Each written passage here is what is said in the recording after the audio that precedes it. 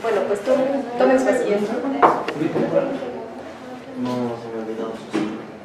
Y mira, traigo la memoria. ¿Sí? Bueno, ¿sí? Ok. Bueno, que seamos pocos, voy a usar aquí el micrófono porque ya me acostumbré, entonces ya no me lo quito. No, porque así cualquier cosa pues, se oye mejor hasta atrás. Es la tercera charla del seminario, nos da muchísimo gusto continuar, esperemos que llegue más gente y si no, bueno, con los que estamos está muy bien porque justo este seminario hay una parte, una dimensión que tiene que ver con trabajo de campo, metodología, que en realidad tiene que ver pues, con el trabajo que nosotros hemos intentado o estamos queriendo hacer en la colonia. Por eso me interesó mucho invitar a Toño, al doctor Antonio Sirión, Toño, aquí entre cuates, porque el trabajo que hizo, él hizo justo su tesis de doctorado en la colonia Roma ya hace algunos años, y me sorprendió muchísimo cuando empecé a leer su investigación, pues justo como todo este procedimiento metodológico que él ha ido desarrollando en la colonia, la capacidad de mirar, de observar, de comprender los procesos de transformación, de poder empezar justo como a hacer relaciones, empezar a hacerse preguntas mucho más amplias, no solo sobre la colonia, sino sobre la propia ciudad, la producción, lo que implica vivir en una ciudad que se transforma permanentemente y de qué manera los habitantes empezamos a adecuarnos o no a esas circunstancias.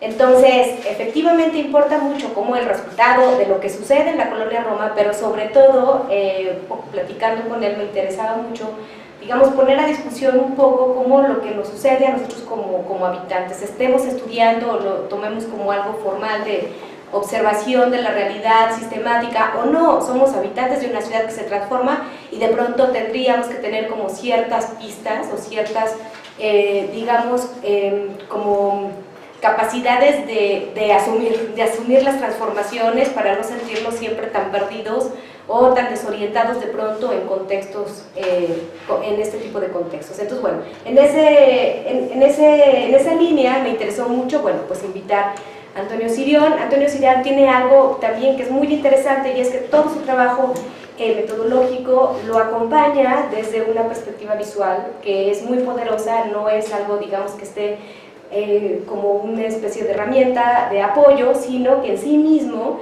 es una manera de comprender a través de la imagen, de la foto fija y del video, también los procesos que observa. Bueno, ya no quiero seguir hablando porque me acuerdo de lo que estuve leyendo, me gusta mucho, pero prefiero que Toño platique con toda la tranquilidad y digamos con toda la confianza sobre el proceso, pero también sobre los resultados y las cosas que te vengan a la mente que consideres que nos pueden ayudar, sobre todo como en estas pistas que puse sobre la mesa. Muchísimas gracias por estar aquí. Gracias a ti, Ceci. ¿El micrófono? ¿Sí? ¿Mejor? Vale. Bueno, pues muchas gracias, Ceci, por tus palabras, por la invitación. Me da muchísimo gusto que te hayas adentrado en el trabajo y que lo puedas sintetizar también, cosa que a mí a veces me cuesta mucho trabajo. Y cuando me invitó Ceci, pues como que me dio un poco de miedito porque significa volver sobre esta investigación, significa reabrir un episodio de mi formación, de mi trayectoria, de mi vida, que hace mucho que no volví a él, pero bueno, que también disfruté muchísimo. Entonces, bueno, pues vamos a ver cómo sale esto y pues sí, les quiero platicar primero que nada cómo llegué al tema, cómo llegué a esta metodología.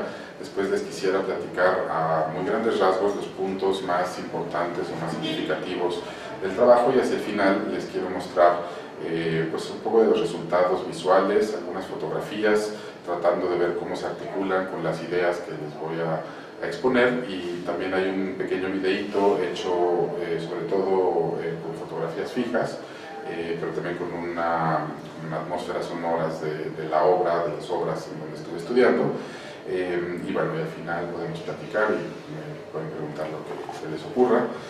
Y bueno, yo estudié la maestría en antropología visual en Inglaterra en 93 a 95, y cuando regresé a la Ciudad de México después de terminar este ciclo, me impresionó muchísimo todos los procesos de cambio, de construcción, de renovación urbana que estaban sucediendo en la ciudad.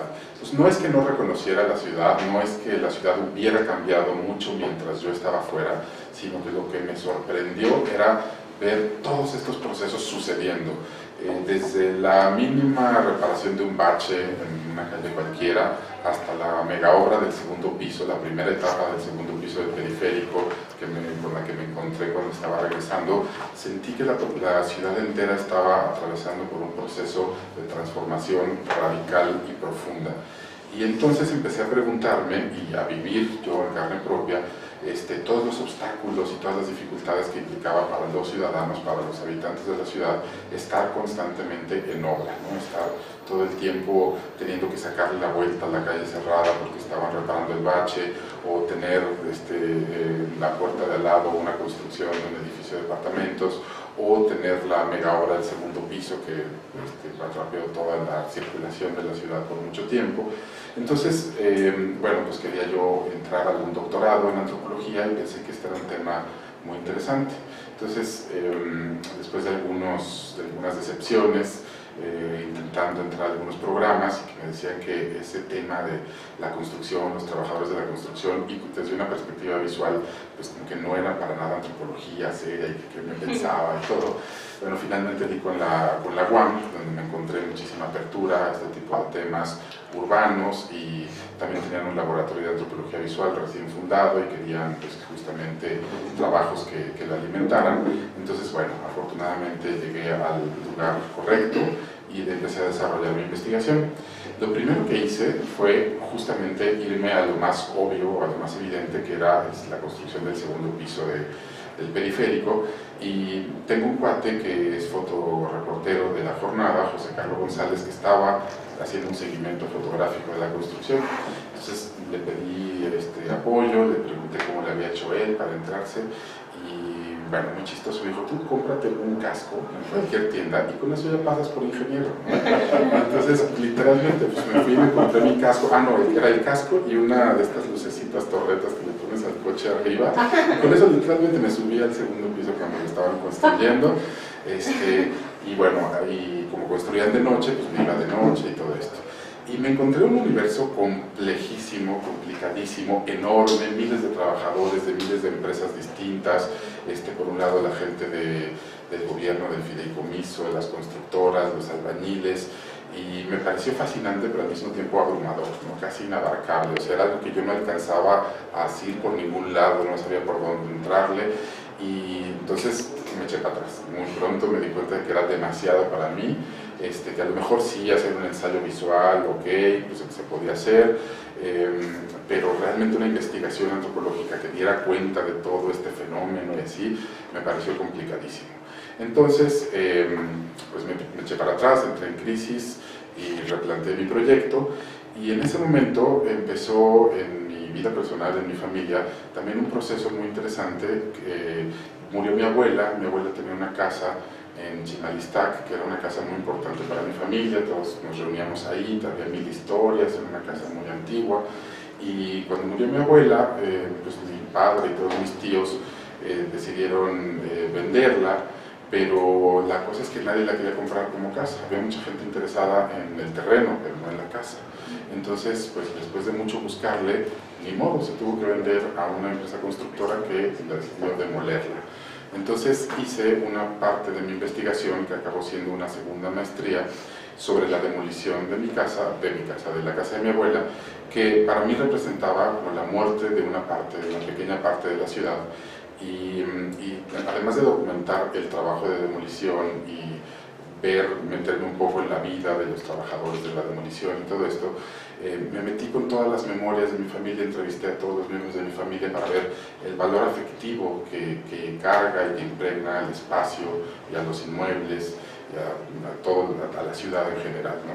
Entonces muere una casa, muere una construcción y mueren un montón de cosas junto a eso. No mueren, pues las mantenemos todavía en la memoria, en el recuerdo, pero me pareció una primera etapa muy importante fijarme en cómo la ciudad deja de ser lo que era, ¿no? Y este era un ejemplo muy particular, muy concreto, y bueno, entonces como que me metí a ese universo y terminé esta primera etapa de investigación. Y cuando terminé ya sentía como que quería entonces meterme a otro sitio ahora sí de construcción, ¿no? O sea, ya que había visto cómo la ciudad se transforma superficialmente con el segundo piso, pero después también cómo hay partes de la ciudad que dejan de ser lo que eran para convertirse en otra cosa, decidí meterme a 2 obras de construcción de edificios de departamentos, que también me impresionaron muchísimo, como en colonias como la Roma, la Narvarte, la del Valle incluso, y en general en la zona céntrica de la Ciudad de México había un auge constructivo, pululaban a cada rato nuevas obras de construcción de edificios de departamentos, todos los edificios muy con el mismo corte de arquitectónico, una arquitectura medio minimalista, medio brutalista, medio que a mí en lo personal no me gustaba nada, ¿no? Y sentí que disfrazaban con un discurso muy pomposo cosas que eran como pues, estrategias para ahorrarse dinero y en fin, ¿no? Entonces me metí a estudiar un poco el contexto del desarrollo habitacional de la Ciudad de México, ¿no? O sea, de cómo las diferentes etapas por las que había pasado la ciudad y bueno, llegué a ubicar a partir de algunas lecturas que durante más o menos la década de los 50, los 60, la ciudad creció mucho por la periferia, ¿no? Se extendió la periferia, pero el centro se fue vaciando, había una especie de lo que llamaba algún urbanista el efecto dona, ¿no? O sea, como que la ciudad se robustecía en las periferias, pero el centro, que era donde estaba toda la infraestructura de transporte, de todo en general, se estaba quedando sin vida, sin habitantes, ¿no? Entonces, por ahí del 94, hubo una política de desarrollo urbano que se conoce como el Bando 2, que era una política para repoblar el centro histórico, y no solo el centro histórico, sino toda la zona central, que abarca, según yo, 4 delegaciones, con la intención de que la gente regresara a vivir al centro. Y en ese contexto se dieron muchísimas licencias y muchísimos permisos de construcción. Entonces, pues yo en esos años vivía aquí en la calle de Mérida, entre Tabasco y Colima, y caminando por mi barrio me di cuenta un día de que había un terreno baldío que solía ser un estacionamiento y que medio abandonado por unos años, y de pronto pusieron un letrero que decía, pues aquí próximamente se construye, preventa de departamentos, tal y tal, y dije, pues aquí hay un buen lugar que me va a permitir adentrarme en el proceso desde el punto cero hasta que los terminen, y esa es una excelente, digamos, una excelente forma de ver cómo se construye la ciudad o cómo se construyen las viviendas de la ciudad. Además de todo esto, yo tenía un interés muy particular por conocer la vida de los trabajadores de la construcción, por los albañiles. Ya antes había conocido a los trabajadores de la demolición, me había también hecho cuate de algunos trabajadores del segundo piso, y había visto que hay como muy diferentes tipos de los trabajadores de obra pública, no son los mismos que los trabajadores de obra privada, de constructoras privadas. Y entonces quería meterme en un medio que me permitiera convivir muy de cerca con cuadrillas de albañiles, y pensé ingenuamente que si yo empezaba el proceso constructivo desde el principio, cuando terminara la obra, pues ya iba a ser súper cuate de los albañiles, y que iba a ir a sus casas y que nos íbamos a volver súper íntimos y todo, ¿no? Y digo ingenuamente porque la verdad es que eso, digamos, dista mucho de la realidad. Los trabajadores de la construcción son una población muy flotante, obviamente un trabajo muy precario, y que los obliga a estarse moviendo constantemente de una obra a otra. Sus contratos son semanales, que a veces ni siquiera llegan a trabajar toda la semana completa en una obra. Pero entonces lo que veía es que más que hubiera un grupo de albañiles con el que yo fuera a convivir, había un tránsito constante, ¿no? Había un flujo incesante de trabajadores que además, que yo no había calculado, pero que fue muy, muy interesante, es que casi todos vivían en los estados aledaños de la Ciudad de México, en Hidalgo, en el Estado de México, incluso hasta Tlaxcala, y todos vienen durante la semana a trabajar a las obras y se regresan a su casa en los fines de semana. Entonces, durante la semana no solamente trabajan en la obra, sino que viven en ella. Construyen pequeños rinconcitos más o menos habitables y ahí viven, ¿no? Entonces, pues esto me pareció fascinante, ¿no? Pensar cómo en un espacio completamente precario y que además se está transformando todo el tiempo, pueden ellos darle sentido, habitar, poner pequeñas, no sé, huellas, dejar pequeños símbolos que les permitieran apropiarse, aunque fuera temporalmente, de pequeños rincones de la obra, de pequeños espacios, baños sumamente precarios, closets, en fin, ¿no? Entonces, bueno, esto es lo que yo me encontré y seguí todas las etapas del proceso constructivo y bueno, y a pesar de que había mucho flujo y mucho tránsito de albañiles, sí había algunos, sobre todo los de rangos más altos, los maestros de obras, que sí permanecían mucho tiempo en la obra, ¿no? Entonces, pues me consideré que la obra era como un microuniverso que me permitía ver desde las relaciones laborales, el tipo de contratos laborales, las injusticias, la explotación.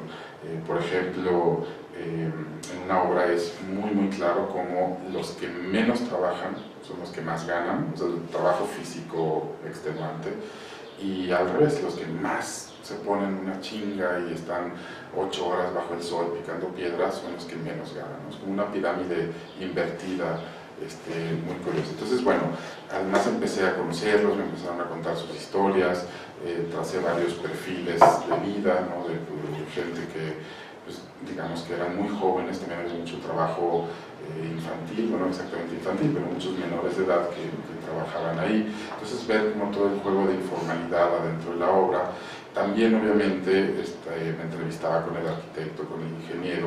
Al principio me veían con un poco de recelo y no sabían bien qué quería hacer ahí. Me costó trabajo conseguir como la autorización plena para poder hacer trabajo de campo ahí. Y además, curiosamente, los albañiles también en algún momento pensaban que yo trabajaba para la constructora y como que los espiaba para ver si trabajaba bien o no. Pero en cuanto entendieron que no era así, entonces ya como que realmente se abrieron.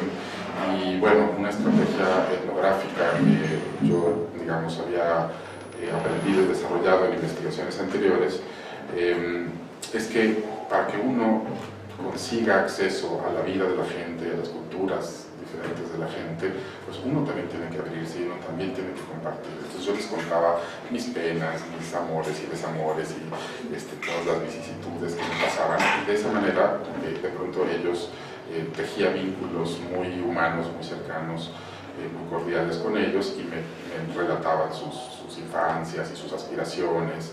Y bueno, y luego también me empecé a encontrar con dilemas éticos en el trabajo de campo, como decir, bueno, pues había un chavo, uno de mis mejores amigos, que nos conectamos mucho por el fútbol y nos íbamos a ver los partidos del Cruz Azul, y cuando jugaba yo de los Pumas y él iba al Cruz Azul, entonces cuando jugaba Pumas Cruz Azul nos íbamos al estadio y tal, y él me decía, mira, yo quisiera pagar el enganche para un departamento. Era un chavo de 17 años, ya tenía 3 hijos, tenía una esposa, la esposa medio trabajaba, pero en realidad él era el sostén económico de la familia, y él ganaba 1,100 pesos a la semana, y quería dar el enganche para un departamento. Le pedían 10,000 pesos de enganche para poder comprar un departamento y luego seguirlo pagando poco a poco.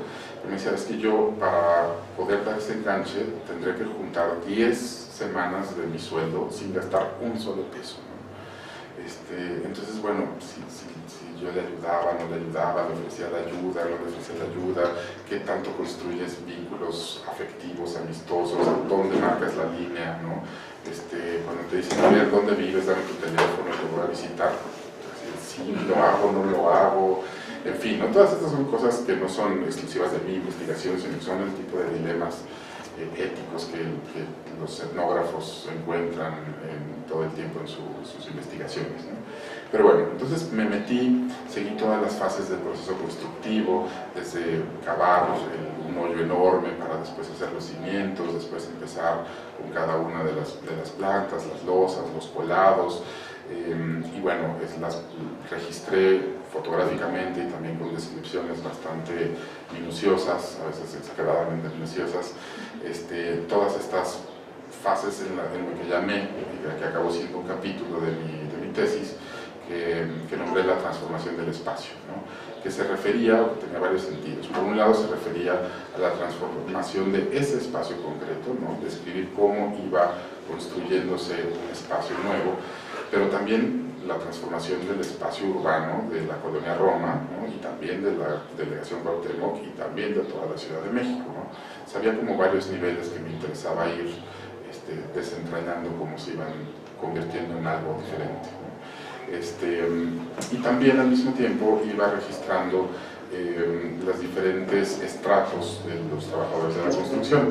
Había trabajadores desde los peones hasta los maestros de obras, los ingenieros o los inversionistas de la obra, que de vez en cuando iban, ¿no? Entonces yo trataba de relacionarme con todos y bueno, un momento muy importante, bueno, yo siempre iba a tomar fotos, siempre iba como equipado con la cámara y eso también lo veían con recelo tanto los albañiles como los ingenieros, ¿no? Pero de pronto un día el ingeniero tuvo un problema, llegó la gente de la delegación a querer suspender la obra por alguna irregularidad porque no tenían un extintor o algo así, ¿no? Entonces yo estaba por ahí, escuché, él me dijo, ¿no tienes una foto del extintor que estaba aquí? No sé qué, le dije, sí, claro que sí. Corrí a mi casa, imprimí la foto y le salvé a que le clausuraran la obra, demostrando que sí había habido un extintor que acababan de quitar, no sé qué. Entonces el arquitecto me dijo, ok, quiero hablar contigo después, no sé. Y me pidió que cada mes le entregara una carpeta de fotos que diera cuenta del progreso de la obra, ¿no? Entonces eso me consiguió el acceso, ¿no? De parte de, digamos, de arriba hacia abajo, ¿no? Pero también de abajo hacia arriba, un buen día decidí imprimir los mejores retratos de los albañiles que trabajaban ahí y se los llevé a regalar. Y bueno, esto generó una dinámica muy lúdica, muy divertida entre ellos, y se ponían apodos y se burlaban y veían las fotos y eso realmente los hizo ver que mis fotos no eran para espiarlos, sino que realmente como que capturaba algo de la esencia de su trabajo y de su personalidad y todo. Entonces eso también me abrió la puerta con ellos y entonces ya me empezaban a pedir fotos y empezaban así como a hacer un performance cada vez que aparecía yo con la cámara. Entonces, no, y ahora sácame una foto aquí para que mi mujer vea que sí estoy trabajando, o así, ¿no? Como que ellos empezaban a dirigirme a mí, ¿no? Las tomas fotográficas. Y bueno, anécdotas muy curiosas, ¿no? Por ejemplo, las primeras fotos que yo tomaba eran en blanco y negro, pues es más artístico. Y cuando se las llevé me decían, no, bueno, estas son como de los 70, ¿no? Esto no queremos, hazte unas de color y ya nos las traes, ¿no? Entonces, bueno, digamos, son como estrategias que me permitieron ser aceptado en la obra. Y bueno, iba yo diario, prácticamente diario, desde el inicio de la jornada hasta prácticamente la salida, y convivía con ellos en todo momento, en el momento de la comida. Al principio siempre me invitaban a comer y yo como que decía, no, pues no les quiero quitar su comida, como creen, yo mejor voy a comer aquí a la esquina y te regreso. Y bueno, como me decían, pues qué mala onda que no aceptes, ¿no? Que no te gusta nuestra comida. Y no, sí, pero... Entonces bueno, ya cuando empecé a comer con ellos, pues como que también logramos una compenetración diferente. Y bueno, ellos socializan la comida de una manera muy curiosa, o sea, cada quien lleva un topercito con su guisado y lo abren a todos, se juntan grupos, no sé, de 10, entonces abren la comida y todo el mundo coge un poquito de diferentes guisados, y así como que hay siempre variedad. Y yo también pues empecé a llevar mi lunch, mi guisado, y pues ahí comíamos entre todos, ¿no? Y bueno, también hubo un momento que me parece clave, que les platico, que fue cuando yo vi que había algo que me faltaba. O sea, por más que ellos me platicaban y que yo observaba y que retrataba, como que no sabía exactamente lo que se sentía ser ellos, o no, como que había algo que me faltaba para ponerme en sus zapatos o para comprender su perspectiva. Y dije, bueno, pues eso que me falta es trabajar en la obra, ¿no? Entonces decidí vivir vivirlo en carne propia. Y llegué un lunes tempranito a las 7 de la mañana y me formé en la fila para inscribirme. Y pues todos me quedaban viendo y yo, sí, pues voy a trabajar, ¿no? Y bueno, me apunté y me asignaron mi cuadrilla. Y bueno, pues creo que duré como 4 o 5 horas. Terminé ese día con las manos llenas de ampollas y de callos, insolado, con un dolor de espalda por andar así picando, el pico pesadísimo. Y bueno, eso me permitió tener una probadita muy pequeña de lo que es un trabajo súper pesado, ¿no? Y eso me hizo como admirarlos mucho más, ¿no? Y para ellos fue también una muestra de mis ganas o de mi compromiso con ellos, de entenderlos mejor. Y bueno, eso también me abrió muchas puertas y luego se burlaban de mí todo el tiempo y me decían, no, tú haz lo tuyo, ¿no? O sea, tú agarra tu cámara y sigue, o platicamos y así, ¿no? Y bueno, a todos los que iban de fuera les decían güeros, o a muchos les decían güeros, ¿no? Pero yo era el güero de las fotos, ¿no? Porque era como, mi chamba era el retrato y la documentación visual de la obra, ¿no? Y bueno, cuando me di cuenta de que esos dos intereses primordiales que yo tenía, por un lado el registro de la transformación del espacio y por otro lado la cultura de los trabajadores de la construcción, como que los tenía muy claros los dos intereses, pero no sabía exactamente cómo articularlos o cómo conjuntarlos en la investigación. Y me empezó a llamar muchísimo la atención eso, como las formas en las que ellos se apropiaban del espacio, lo habitaban, lo significaban y cómo vivían en la obra entre semana, ¿no? Alguna vez también pretendí quedarme a dormir, pero la verdad es que no llegué más de las 2 de la mañana, preferí irme a mi casa que estaba muy cerquita. Pero de pronto me di cuenta, y también leyendo, haciendo lecturas sobre antropología urbana, sobre cuestiones urbanas desde diferentes disciplinas, de que había un concepto que a mí me funcionó muchísimo, y cuando di con este concepto como que todo empezó todo el rompecabezas comenzó a tomar forma, y es la noción del habitar, ¿no? El habitar entendido a muy grandes rasgos como la relación entre las personas y el espacio, ¿no? Que es una relación circular, una relación, digamos, bilateral, en la que las personas se apropian, transforman el espacio, viven en él, lo hacen a su modo, pero por otro lado también el espacio nos impone condiciones, ¿no? Digo, piensen ustedes en su cuarto, su habitación, pues le ponen una cortina para que no entre la luz, le ponen un póster de su grupo favorito, de esa manera como que lo van haciendo suyo, ¿no? Pero por otro lado también el espacio les impone condiciones a ustedes, ¿no? No pueden construir un tapanco porque pues, el techo es bajo, ¿no? Entonces el espacio nos constriñe, pero al mismo tiempo nosotros también lo transformamos y nos lo apropiamos todo el tiempo. Y es una relación que no se da digamos, de manera absoluta de una vez y para siempre, sino que constantemente estamos siendo transformados y transformando el espacio, ¿no? Y esto lo vi clarísimamente con los albañiles en la obra, cómo ellos se apropiaban de un espacio que estaba cambiando, pero al mismo tiempo lo habitaban. Entonces, de pronto, el espacio donde ellos tenían su cuartito, su colchoncito, su colchoneta, pues no, ya había que construir, poner un castillo de varillas para hacer el siguiente piso, entonces ellos se tenían que mudar a otro lugar, ¿no? Hay una metáfora de esta relación bilateral o bidireccional del espacio y la cultura y la gente, que son los colocadores de piso. Cuando uno coloca, digamos, los mosaicos del piso, tiene que pensar muy bien por dónde empieza y por dónde termina, ¿no? Porque si es muy fácil, digamos, quedarte encerrado. Si yo empiezo desde la puerta a colocar filas de losetas, de pronto me voy a quedar orillado y no puedes pisarlo porque pues, está fresco, ¿no? Entonces, eso también como que me hizo ver cómo al transformar el espacio tenemos que construir estrategias para vivirlo, para sacarle la vuelta a los problemas que implica.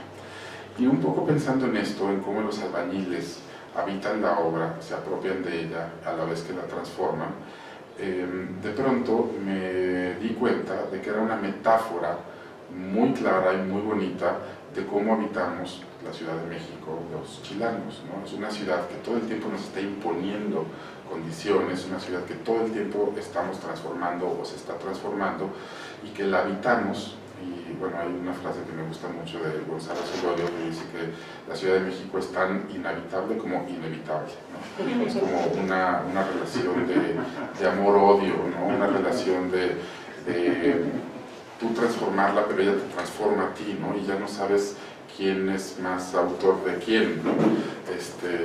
Entonces, justo como que esa fue al final, digo, resumido en muy grandes rasgos, esa fue como la tesis principal de mi investigación, que la forma como los albañiles habitan y transforman el espacio de una obra nos permite entender cómo los habitantes de la Ciudad de México transformamos y nos adaptamos también a todas estas transformaciones de la ciudad, ¿no? Y bueno, eso es así como contado a muy grandes rasgos, pero bueno, también hay como toda una reflexión sobre el espacio, sobre la antropología del espacio, una historia cultural del espacio, cómo ha sido pensado. Hay un autor que dice que del siglo XIX para atrás, el tiempo, ¿no? la dimensión temporal, que dominó mucho la reflexión en muchas disciplinas y que a partir de más o menos la segunda mitad del siglo XX hubo como una inversión y el espacio cobró mucho más importancia que el tiempo en el pensamiento moderno, occidental, ¿no? Contemporáneo. Entonces, bueno, como que hice un recuento de diferentes autores que han pensado el espacio desde diferentes disciplinas sociales y bueno, también hay una pregunta que me ayudó mucho a pensar en la especificidad de la obra, ¿no? Pensar qué tipo de espacio es una obra, ¿no? ¿Es un espacio público? ¿Es un espacio privado? ¿Es un espacio abierto? ¿Es un espacio cerrado? ¿No? Y hubo una noción que me ayudó mucho a pensar en el espacio en construcción, en la obra, que es la noción de heterotopía de Foucault, ¿no? Ahí tiene un texto célebre que se llama Los espacios otros, donde habla de estos lugares que no tienen como un poco como utopías, o entre utopía y distopía, ¿no? Son como espacios que ocupan un lugar muy importante en nuestro imaginario y que todo el tiempo estamos aludiendo a ellos, pero que no son espacios concretos, materiales. Y la obra me pareció justamente un espacio como intersticial entre todas estas lugares comunes en torno al espacio, ¿no? No era ni público ni privado, no era ni abierto ni cerrado, sino que era un espacio en un constante devenir, ¿no? Un espacio que un día te lo encontrabas de una manera y después te lo encontrabas de otra. Me pasó un par de veces que a lo largo de esta investigación, de pronto, pues no sé, salía de viaje una semana y regresaba y no podía creer cómo había cambiado la obra, ¿no? Ya había un piso nuevo, ya habían excavado, ya habían, no sé, hecho diferentes cosas, ¿no? Entonces, también me di cuenta de esa particularidad de que cuando uno está acostumbrado a vivir cotidianamente el espacio, nota muy poco las transformaciones, pero si te retiras tantito y después vuelves, notas estos cambios drásticos, pero sutiles, a los que estamos sometidos todo el tiempo, ¿no? Y bueno, también como parte de esta investigación hice un recuento del desarrollo constructivo, arquitectónico, urbanístico de la colonia en Roma, desde tiempos prehispánicos, ¿no? Ya hasta pasando por la colonia, y luego en un momento, un hito muy importante, el Porfiriato, donde se construyeron la mayoría de los edificios, pues a lo mejor como no lo sé, edificios con una arquitectura ecléctica que datan de finales del siglo XIX, principios del XX. Después vino como un periodo postrevolucionario, después vino un periodo con Miguel Alemán, un periodo más como del México moderno, donde se tomó como modelo la arquitectura norteamericana. Entonces también me fui dando cuenta cómo el desarrollo urbano de la ciudad en general, pero particularmente de la colonia Roma, es una especie de desarrollo como por superposiciones y parches y como un palimpsesto, ¿no? conocen esta noción del palimpsesto, son como textos que se reescriben, se borran y se reescribe sobre ellos, y al final lo que uno tiene son muchas capas de sentido, ¿no? Muchas capas de significación. Y bueno, pues nuestra ciudad es particularmente palimpséstica, ¿no? O sea, tenemos arquitectura prehispánica, ¿no? el Templo Mayor, y junto está la catedral, y después está, o la Plaza de las Tres Culturas en Tlatelolco, es como el ejemplo perfecto de la convivencia de diferentes épocas y estilos arquitectónicos en un espacio muy reducido. Y me di cuenta de que la colonia Roma es producto también de diferentes olas o modas constructivas, y también quería ver y dejar testimonio de cómo es, o de qué colonia Roma se está construyendo con esta nueva oleada, que creo que ya bajó un poco. Ahora más bien hay como muchos cambios de uso de suelo y mucha terciarización de los espacios para el sector servicios, pero digamos, bueno, en esa época, entre 2005 2009, que llevé a cabo la investigación, pues había obras de construcción todo el tiempo de edificios de departamento. Entonces decía, bueno, esto seguro va a dejar huella, esto seguro se va a notar y va a quedar como plasmado como un momento muy importante, ¿no? Si viene alguien dentro de 100 años, va a decir, bueno, aquí hay cosas prehispánicas, cosas coloniales, cosas modernas, cosas porfirianas y cosas del siglo XXI, ¿no? De inicios del siglo XXI. Entonces, bueno, me interesaba mucho dar cuenta de esta lógica de construcción y reconstrucción actual.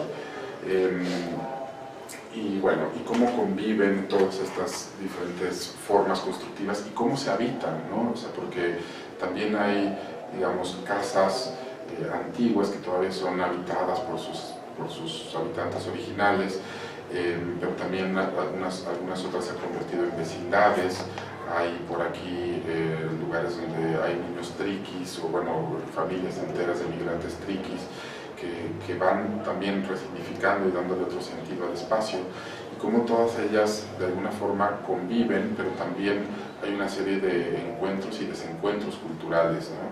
Entonces, bueno, todo eso me parecía muy interesante, y traté de hacer como una recapitulación cronológica, histórica, de las diferentes etapas constructivas de la colonia Roma, ¿no?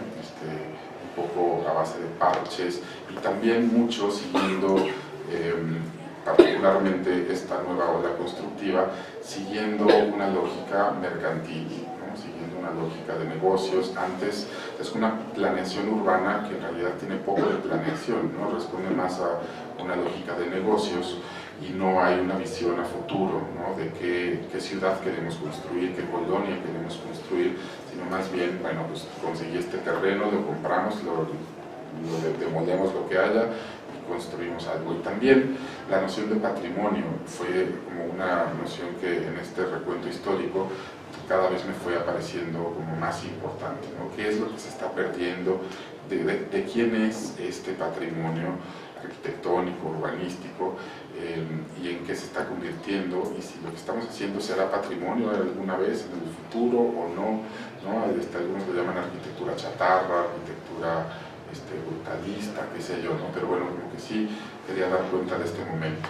Y luego, por ejemplo, empecé a hacer algo que también tuve que abandonar rápidamente, que era un mapeo de obras en la ciudad, bueno, en la colonia Roma.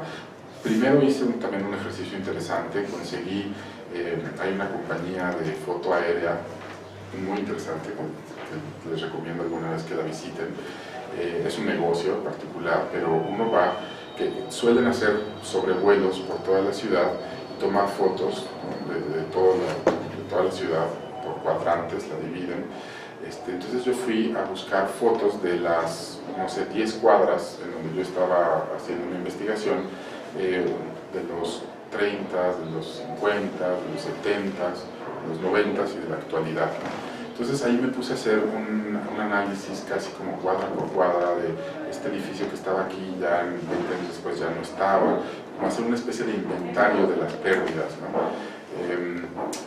Y después también me encontré catálogos arquitectónicos, por ejemplo, un fotógrafo Kahlo, el papá de Frida Kahlo, ahorita no me acuerdo su nombre, Guillermo Kahlo, hizo un catálogo de herrería, ¿no? Alguien lo contrató para hacer un catálogo de herrería en la Colonia de Roma. Entonces, bueno, ahí también fui como viendo, el enfoque estaba en la herrería, pero yo más bien veía más allá de la herrería las construcciones, y bueno, iba a buscar esas casas, y algunas estaban, algunas muy deterioradas, otras ya habían desaparecido. Entonces como que fui haciendo eso, como un inventario de la pérdida del patrimonio arquitectónico de la colonia. Y cuando llegué a la situación actual, lo que hice fue hacer tomar mapas, digamos, como de la guía Roji, e ir poniendo puntitos en todos los lugares donde había obras, ¿no? Y recorría sistemáticamente en bicicleta toda la colonia, y decía, aquí hay una obra nueva, y ponía un puntito, ¿no? Y de pronto llegó un momento donde eran tantas y tantas las obras nuevas que surgían, que ya como que el mapa quedaba demasiado lleno de puntitos, y unas ya habían acabado, otras ya habían empezado. Entonces, bueno, aborté esa misión de hacer como el mapeo sistemático, pero me quedó la impresión, y era también una forma de demostrar cómo estaba en un proceso vertiginoso de transformación en la ciudad, ¿no? Entonces, nuevamente era la pregunta de, bueno, ¿cómo está cambiando la vida de la gente? ¿Cómo está cambiando la forma de habitar? No solo la colonia y los espacios públicos, sino también cómo vive la gente en esas casas, ¿no?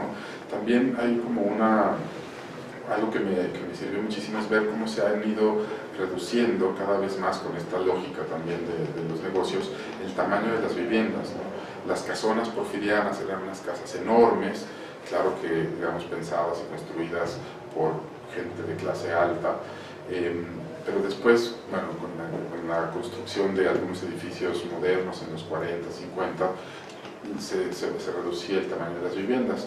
Y cuando llegué a estos edificios de departamentos, como los que estaban construyendo y que yo registré, pues vi que eran espacios de 40 a 60 metros cuadrados, y que costaban, no sé, 4 o 5 millones, ¿no? Entonces, bueno, me llamó mucho la atención eso, ¿no? Cómo se van reduciendo los espacios, espacios que antes eran vitales para las casas, para las viviendas, ahora desaparecían, en fin, ¿no? Como que toda esta transformación de las formas de habitar la ciudad en general, pero las viviendas en particular, ¿no?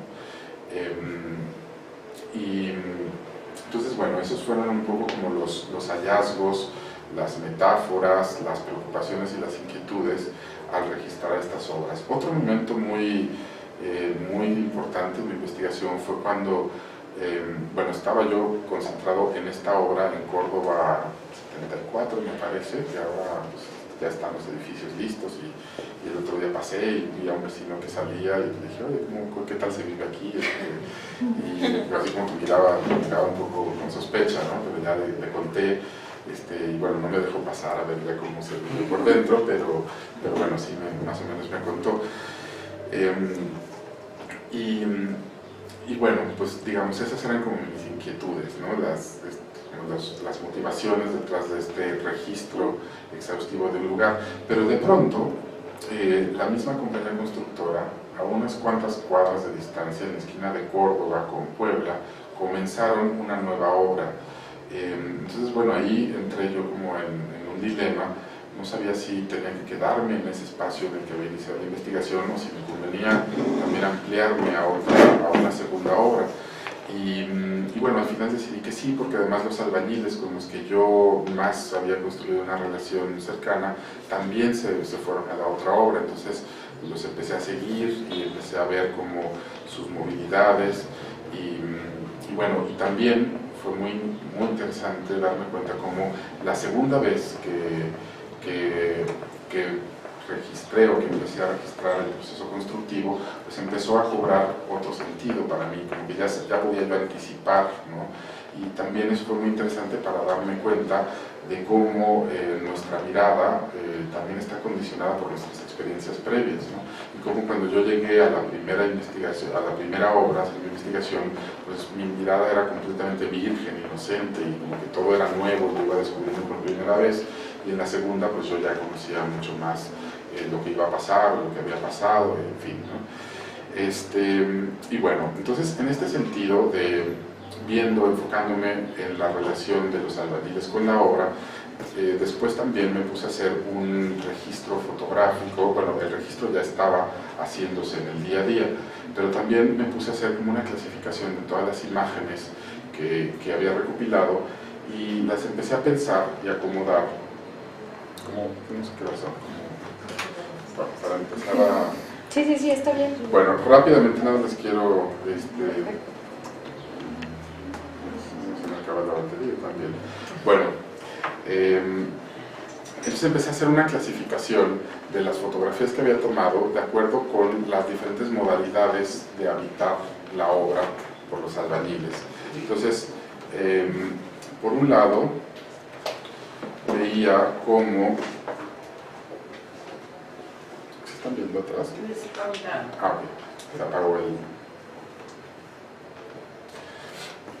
Bueno, encontré que hay una antropóloga italiana que se llama Amalia Signorelli, que habla del habitar, ¿no? Y que es de las principales teóricas del habitar. Y ella habla de dos polos o dos tipos de formas de habitar particulares.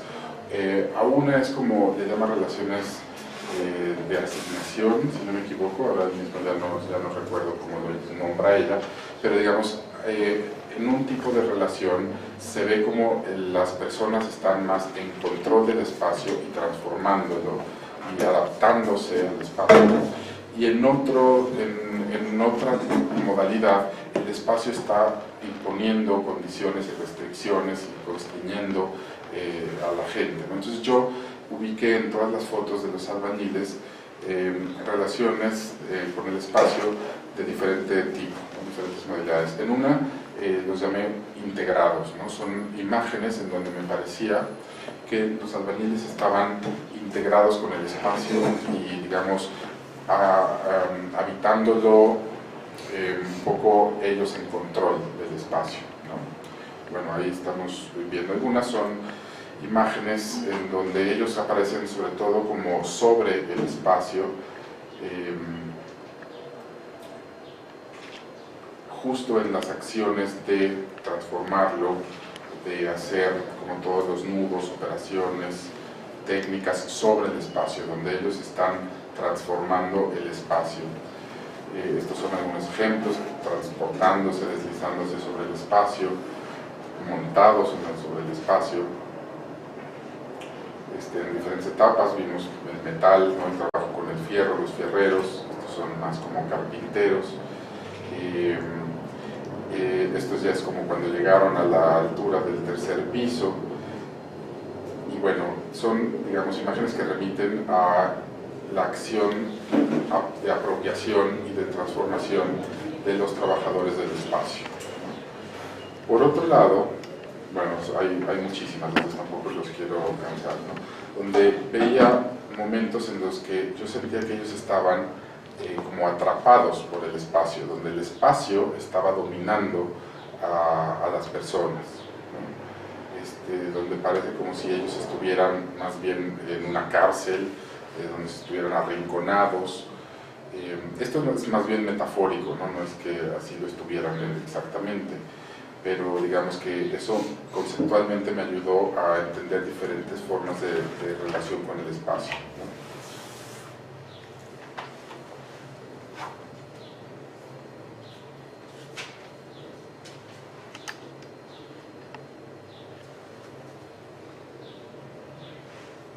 Entonces, de alguna manera, las fotografías ocuparon muchas diferentes funciones y tuvieron muchos usos distintos a lo largo de la investigación.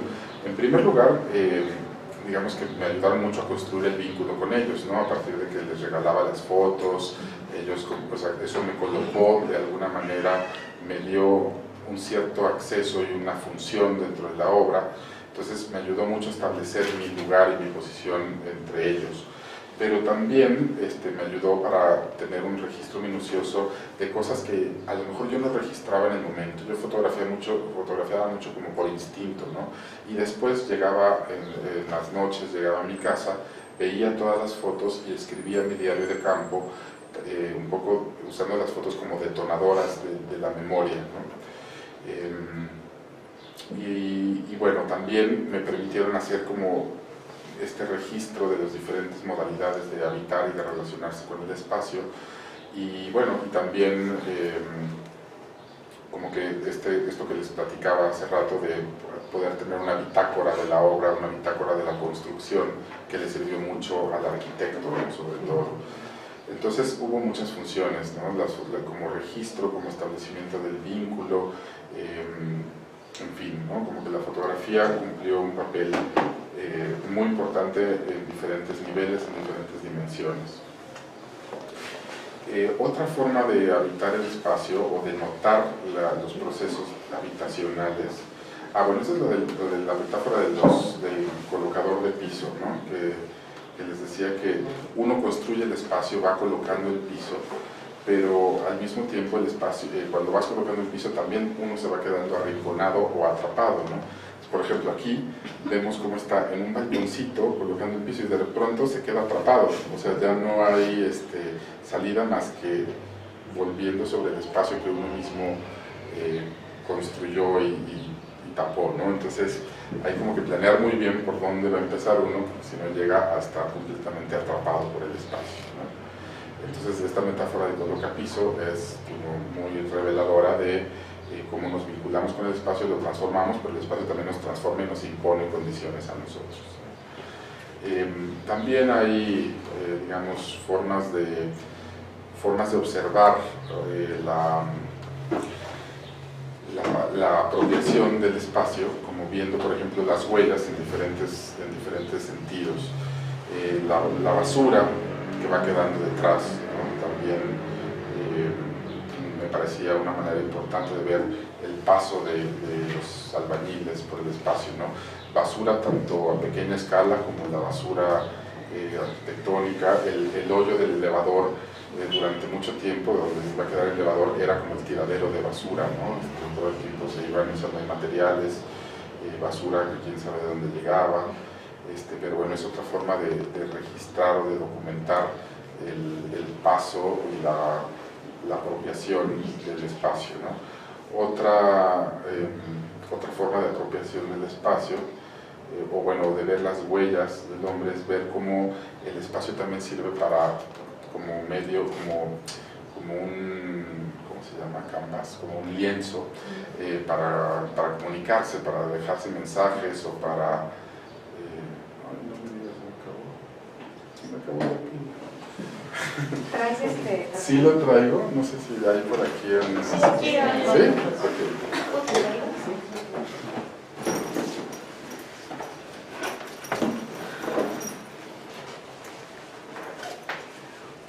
O bueno, no sé, igual digo, más que esto, les platico rápidamente como la clasificación de las fotos y a lo mejor podemos ver un pequeño videíto que hice con estas fotos.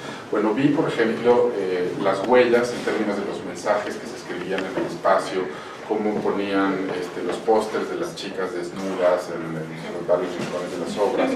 Y esta fue también otra beta de la investigación, ver no solamente lo que sucedía al interior de la obra, sino las relaciones de la obra con el entorno, ¿no? Cómo los vecinos se quejaban del polvo, cómo apartaban espacios para que llegaran los camiones y entonces robaban estacionamiento a los vecinos.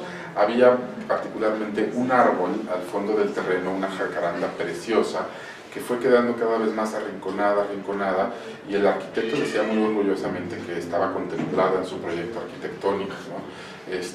Pero finalmente la tuvieron que mutilar y sí quedó así como en el paticito de un departamento, un tronco aquí pobre, ¿no? Entonces ver también en términos de la domesticación de la naturaleza o el aplastamiento de la naturaleza, y luego también, por ejemplo, seguir la trayectoria de una pandilla de gatos que vivían en el terreno antes de que empezara la obra, y había una señora, una viejita, que todos los días les llevaba leche y comida, y bueno, pues al principio la veían así como así, la señora loca que viene, y la dejaban pasar y les dejaba la comida a los gatos. Y poco a poco la señora pues ya no podía pasar porque había hoyos y escaleras y varillas, y pues, le pedía a los albañiles que se acomedían, le llevara comida para los gatos. Entonces bueno, como todo lo que implicaba esa construcción, no solo al interior, sino para la colonia y para el área circundante. Bueno, y en fin, ¿no? O sea, como diferentes impactos de la obra y diferentes formas en las que ellos se relacionaban con la obra. Y bueno, no sé, hay muchas cosas más que me vienen de pronto a la memoria, las iré comentando si tienen más dudas, pero podríamos ver ese... ¿Ya pusiste tu cargador? No, pero ya... Sí, pero lo tienen ahí. Ah, ya, sí, lo sí. tienen por allá. Entonces, este es un pequeño videíto de 7 minutos o algo así, casi todo con fotografías, ¿no? Con una selección de fotos que me permitieron más o menos dar cuenta de todo el proceso constructivo y del vínculo con los trabajadores. Es un videíto que no tiene pretensiones de ser un documental, una película así muy formal. Básicamente lo hice para, cuando presenté mi examen doctoral, tener algo como que ilustrar. Además de que en la tesis hay fotografías de diferentes aspectos de la obra, de la cultura de los trabajadores, etc. Pero bueno, es como un poco ilustrativo del tipo de ambientes que uno se encuentra en la construcción. Y bueno, hay muchas también...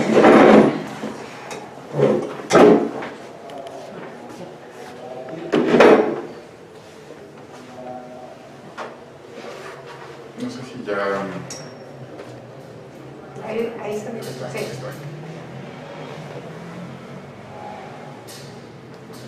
Este es el primer letrero que me encontré que me hizo decir, aquí van a empezar a construir. También hago un análisis de las estrategias publicitarias de las empresas constructoras, de cómo conquistan a la gente, cómo, digamos, atacan al imaginario y ponen puras fotos de familias felices, de este es el futuro de tu familia o el patrimonio para tus hijos, ¿no? Cómo también van colocando sus pertenencias en diferentes rinconcitos de la obra, la música, las grabadoras, todo el tiempo inundan la obra, ¿no? La que buena es el pan nuestro de cada día.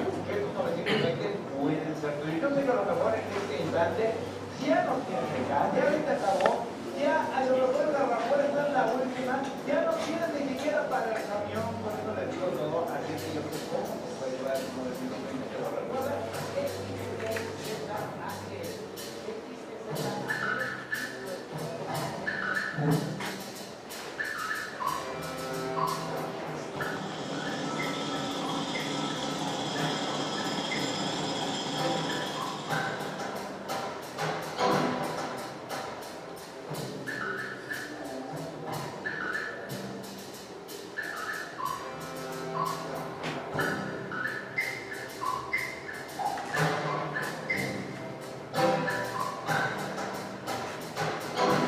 Obviamente también la organización del trabajo, las cadenas humanas que se crean. Otro aspecto que me interesaba muchísimo ver era como la conjunción o la articulación entre lo informal y lo racional, ¿no? Entre el ingenio y la precariedad, ¿no? Tenemos un horario de 8 a 6. Me conviene porque ya sé los sábados tengo algo que hacer en la casa, o sea que por ahí tenemos algo de trabajo en esos tiempos. Por ejemplo, como los planes de los arquitectos eran interpretados y llevados a cabo de una manera completamente distinta por los albañiles. Y también me interesaba mucho como reivindicar la figura del albañil, ¿no? Que es un actor completamente invisible, ¿no? Que desaparece. Cuando vemos un edificio pensamos quién fue el arquitecto, o quién lo habita, ¿no? De quién son esas oficinas, pero nunca pensamos quién lo construyó y qué historias se dieron en ese proceso constructivo, ¿no? Entonces también reivindicar la enorme sabiduría, el ingenio popular que tienen, y a pesar de que no saben leer, escribir o nunca estudiaron arquitectura, tienen una capacidad impresionante para resolver problemas prácticos, ¿no? Una sabiduría práctica para sacarle la vuelta a los problemas. Entonces también hay como todo un capítulo donde relato anécdotas sobre cómo ellos se anteponían o se sobreponían a los problemas, también muchas veces como en contradicción con los planes y la racionalidad que también impera.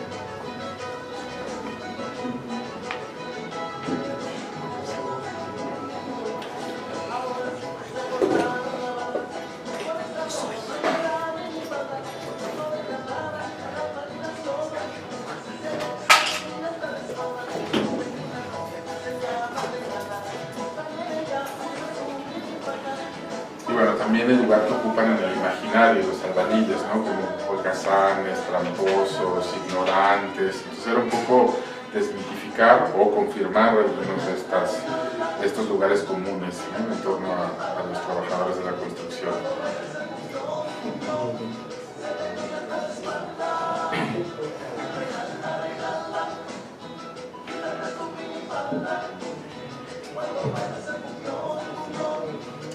También la cultura, digamos, la cultura tan mediática que tienen. Uno no pensaría pues, que ven la televisión o así durante la hora de trabajo, pero escuchan la radio, tienen televisión, leen el periódico, todo el tiempo están comentando sobre la situación, sobre las novelas, sobre todo, ¿no?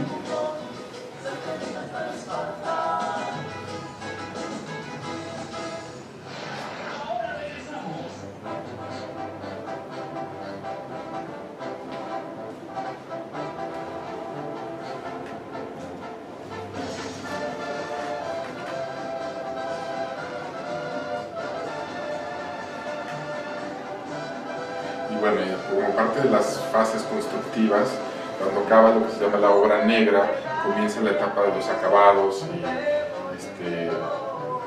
los pisos, hasta que empiezan a llegar los muebles de las estufas o todo lo que va a amueblar los departamentos.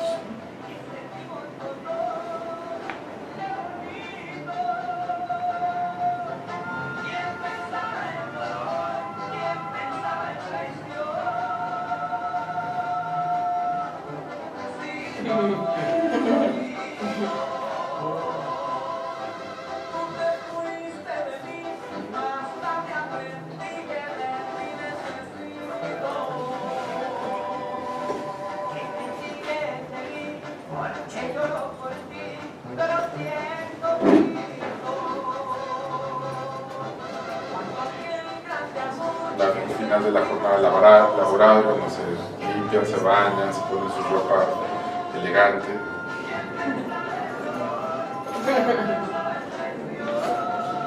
Y este es el edificio como quedó más o menos al final. Y ya ellos como en control habiendo terminado hasta arriba.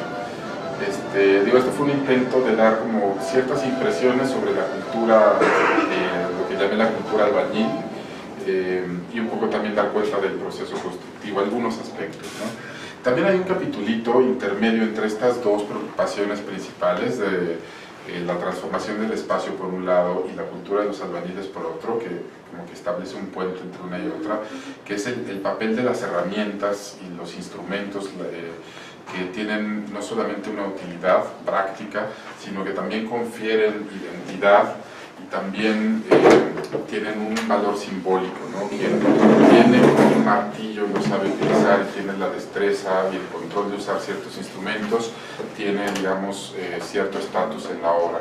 Tú no puedes jactarte de ser carpintero o fierrero si no tienes los instrumentos y si no tienes la habilidad para usarlos. Y esto además obviamente tiene que ser una inversión propia, ¿no? O sea, no es que la obra te dé los instrumentos, sino que uno tiene que llevarlos consigo. Entonces, también la cultura material, el papel de los materiales literalmente que llegan, el olor, ¿no? Hay toda una parte de descripciones sensoriales de la obra, la temperatura, el olor a cemento mojado que impregna todo el tiempo la obra, el olor a madera. Entonces, bueno, hay como toda una descripción a partir de los sentidos, ¿no? O sea, parte de como del marco teórico era justamente no despreciar el cuerpo del investigador, del etnógrafo, como un instrumento para construir conocimiento y para conocer la realidad. Entonces, esta experiencia que les digo de cuando quise trabajar en la obra y contratarme, ¿no? Que terminé insolado con la espalda torcida y todo eso, me ayudó a ver eso, ¿no? Cómo el conocimiento se lleva en el cuerpo también, el cuerpo tiene memoria, el cuerpo es como un instrumento para relacionarnos con el mundo y para investigar ese mundo, ¿no? Entonces, bueno, estas fueron algunas de las cosas, también hay muchas otras. Voy a empezar. Y bueno, no sé, los invito a quien le interese conocer un poco más las las vicisitudes, las anécdotas que conforman esta investigación, les puedo con mucho gusto enviar la tesis por correo. También después se publicó un librito que se llama La construcción del hábitat, transformación del espacio y cultura albañil, en la Ciudad de México a principios del siglo XXI, donde pues relato algunos de los, digamos, hago una síntesis de la investigación con forma un poquito más accesible para divulgar esto. Y también hay un librito de fotos que se llama Mano de Obra, que tiene algunas de las fotografías, un prólogo muy bonito que escribió una profesora también especialista en hábitat y en antropología urbana, y al final un ensayo mío sobre las implicaciones, las dificultades y las virtudes de hacer trabajo de campo con la cámara en mano, ¿no? Cómo facilita muchas veces, te ayuda, es como un auxiliar de la memoria, te ayuda a establecer vínculos con la gente de otra manera, pero también tiene sus dificultades. Muchas veces cuando yo iba, no solamente en la cámara, sino incluso como que ponerte en el papel de yo soy el investigador que quiere registrarlo todo, a veces te impide convivir así como plenamente y espontáneamente con ellos. Entonces yo tengo por ahí algunas reflexiones de cómo cuando estaba muy preocupado por tomar nota de todo lo que me decían, dejaba yo de participar y de ser parte de la convivencia. Y el día que se me olvidó la cámara y el día que no iba como antropólogo o que no tenía planeado ir, sino simplemente los fui a visitar, pasaban cosas increíbles, ¿no? Entonces, bueno, como muchas veces la propia pretensión de ser investigador, científico, sistemático y todo, también inhibe o obstaculiza nuestro vínculo con la realidad, ¿no? Entonces, bueno, todo eso está relatado en el ensayito que viene después en este libro, y bueno, pues no sé, hay muchas cosas más, muchas cosas que mencioné desde el principio con las que quizás debería haber terminado, pero sobre todo eso, ¿no? Como, digo, para mí, más bien pensando en ustedes, en el interés de este seminario sobre la colonia Roma y todo, y como cómo entender el espacio urbano y cómo entender las transformaciones de nuestra ciudad, eso, ¿no? Conocer la cultura de los albañiles y adentrarme en dos obras particulares de construcción de edificios de departamento y ver cómo los albañiles se apropian y habitan la obra a la vez que la transforman y que son transformados por ella, me pareció una metáfora muy apropiada para pensar en cómo los habitantes de la Ciudad de México nos relacionamos con nuestra ciudad y cómo todo el tiempo nos impone retos que tenemos que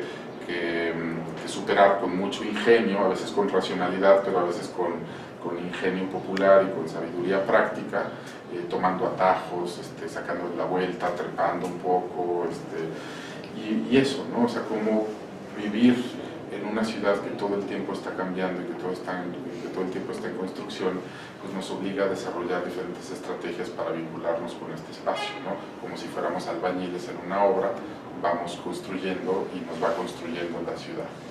Esa es básicamente como la moraleja o la metáfora a la que llegué después de todos estos años de investigación y de inversión en la cultura de los trabajadores, y en dos casos muy particulares de transformación radical urbana de espacios en la colonia Roma que eran y dejaron de ser y se convirtieron en otra cosa. Entonces, pues bienvenidos a las preguntas, comentarios. Ay, pues como que nos quedamos así, hay muchísimas preguntas que hacer. En realidad, desde que leí la investigación, la empecé a leer, no la he terminado, porque es muy larga. Dije, esto es algo que nosotros tendríamos que estar viendo, revisando, leyendo. Hay muchas preguntas que me gustaría, y que me gustaría sobre todo como sentarme a discutir contigo, pero bueno, me parece muy productivo, digamos, como esta manera de pensar justo como una transformación radical, llevarlas a la metáfora de la ciudad. Es algo que creo que nos hace falta, digamos, como objetivar, digamos. O sea, está sucediendo, pero no nos estamos dando cuenta, porque en realidad, digamos, la conclusión a la que tú llegas es una conclusión que podría parecer muy evidente, pero lo que me interesa y lo que me gusta muchísimo es que pudiste observar los procedimientos por los que sucede eso, que los procedimientos no son tan obvios. Y todo eso es, digamos, como todo el tejido fino, digamos, como de las investigaciones y las capacidades de observación. Aquí no lo dices porque pues no lo dices, pero en la investigación algo que a mí me llama mucho la atención y que me gusta muchísimo es que efectivamente cuando tú dices investigué con el cuerpo, investigaste con el cuerpo pero también con la emoción, que eso la verdad me parece muy importante porque de pronto la implicación que tiene uno con los sujetos o con el campo, que es muy pasional, en realidad, es profundamente pasional, y entonces hay algunas frases que ponías tú y decía, quiero llorar, ¿no? En realidad, literal, porque de verdad es que empieza a involucrarse de una manera que es el cuerpo, es la emoción, es la racionalidad, es todo, y bueno, pues me parece que es un ejemplo, digamos, importantísimo, digamos, ejemplar para poder pensar en los trabajos que nosotros queremos hacer en campo, aquí en la zona de la Colonia Roma o en cualquier otro lugar. Ahora sí voy a dejar que la gente pueda preguntar. Ricardo ya estaba así de... Ricardo es arquitecto y entonces le resuenan muchas cosas y bueno. Oye, pues primero felicidades. Tengo tu libro, iba a decir que no he tenido la oportunidad de leerlo, ahí lo tengo abajo, lo tengo abajo de los albañiles de Vicente Linero. Ah, no, sí. Es una novela. Y quería preguntarte, dos preguntas que comentar.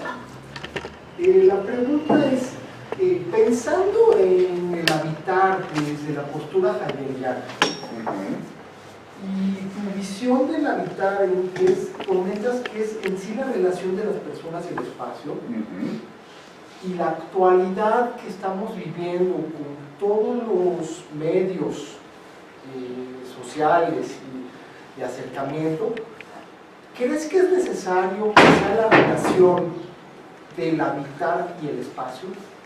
¿O puede uno habitar que sea sin necesidad de un espacio? ¿Un habitar virtual, digamos? O sea, es necesariamente siempre que se crea un espacio, al momento yo de apropiar, ¿no? Tomando la postura heideggeriana de yo al momento en que cambio de lugar, de sitio al lugar y creo un locus, ya empiezo a habitar. ¿Siempre es necesario que haya esta relación a espacio? Perdón, es que lo pregunto porque hace poco una discusión en ese sentido y me llamó la colación de... Bueno, no sé si tengo así una respuesta simple a la pregunta. Creo que me hubiera encantado que me hicieran esta pregunta cuando estaba escribiendo para poder tomarlo como punto de partida para nuevas reflexiones.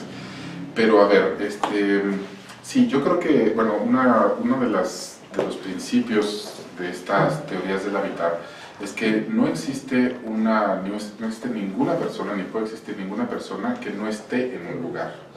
Y al mismo tiempo no puede existir un espacio que no esté habitado o por lo menos imaginado por una persona, ¿no? O sea, es una simbiosis en realidad, ¿no? Nosotros estamos ubicados, estamos localizados siempre en un espacio y el espacio también está siempre impregnado de humanidad, ¿no? Digo, a lo mejor sí podemos pensar en un lugar desierto, alejado, que nunca haya sido pisado por la huella del hombre, pero lo estamos imaginando, ¿no? O sea, y ya con esa, a lo mejor sí, no necesariamente es una relación física, presencial, material, pero sí es una relación, por lo menos, simbólica, ¿no? Entonces, incluso las utopías o las distopías son también lugares que, aunque no tengan una existencia real, existen en nosotros y estamos habitándolas o haciéndolas posibles, ¿no? Entonces, yo sí creo que siempre hay una relación simbiótica entre espacio y personas, entre sujetos y espacios, pero lo que me dices ahora me desata toda una inquietud sobre cómo habitamos los espacios virtuales, cómo habitamos las redes sociales, cómo somos parte de comunidades virtuales que están y no están, ¿no? Y tenemos 100 amigos en Facebook que no conocemos, pero son nuestros amigos, ¿no? Entonces, ¿qué tipo de habitar es ese, ¿no? Así como aquí hablaba de relaciones en las que nos condiciona el espacio, relaciones en las que nosotros dominamos y transformamos el espacio, ¿qué pasa con esos vínculos sujeto-espacio en el espacio virtual, ¿no? Y bueno, también lo virtual y lo real están íntimamente implicados, no es que sean mundos aparte, mundos separados. Entonces, ¿qué tipo de vínculos sujeto-sujeto, sujeto-espacio o espacio-espacio se dan con la intermediación de lo digital, ¿no? Pues creo que por ahí hay algo que no tengo bien resuelto, que no he trabajado, pero creo que por ahí hay algo muy sugerente por donde se podría ir. ¿Tuviste oportunidad en ver, bueno, es que no es el habitar, pero el momento de descanso, el dormir de los albañiles? ¿Sí tuviste también ese acercamiento? La hora de la siesta, después de comer. No sé si se quedaban a dormir. Se quedaban a dormir en la hora. Sí. Que estuviste una noche ahí. Exacto, no me quedé toda la noche, pero sí los visitaba en las noches, casi siempre bebían, fumaban marihuana, hacían sus fogatas, y bueno, pues yo me iba ahí a convivir, pero nunca pasé la noche completa con ellos. Pero sí, ellos, algunos, sobre todo los de más alto rango, se construían cuartitos, así como pequeñas habitaciones con su puerta, su candado, casi su regadera, decorado con pósters de chicas desnudas en la pared, y había los que nada más ponían una cobija y ahí se quedaban en la esquina, ¿no? Había de todo, pero bueno, sí, eso en la noche, ¿no? Los momentos de descanso, pero sobre todo algo que me llamaba mucho la atención, y tengo ahí varias como crónicas y relatos, era la hora de la siesta. Ellos ocupan su hora de comer, que queda de 1 a 2, más o menos la mitad o un poquito más para comer y socializar la comida, convivir y todo. Las tortillas siempre eran como comunes, ¿no? Cada quien lleva su guisadito, lo abren, lo comparten y mandaban algún chalán y luego se iban turnando, así, tenían como algunos juegos para ver a quién mandaban por las tortillas. Pero bueno, un tambache de tortillas, se hacían tacos con triple tortilla, ¿no? O sea, una embarradita de salsa y 3 tortillas, ¿no? Y la bonafina, o sea, también se da para una antropología de la alimentación de los albañiles, ¿no? De dónde sacan la energía y todo. Pero después, inevitablemente, todos, o sea, digamos, entre 1:45 y 2, había un silencio, ¿no? Sí sonaba el radio por ahí, pero era la hora donde descansaban y se buscaban ahí en cualquier lugar, cualquier sombrita y todo, y se tiraban a dormir muy plácidamente. Y en lugares donde yo nunca me vería ahí tirado y acostado, pero ellos sí, ¿no? Porque de alguna forma su vínculo con la obra es también como su vivienda, su lugar, y pues se adaptan a él y lo adaptan a ellos, ¿no? Entonces, sí era un momento muy significativo la hora de la siesta. Bueno, sagrado. Sí. La bibliografía Amalia italiana. Ajá, Amalia Signorelli, Signorelli. Amalia Signorelli. Sí, a ver, déjame por aquí te digo, tiene un libro publicado por la UAM que se llama Antropología Urbana, pero además...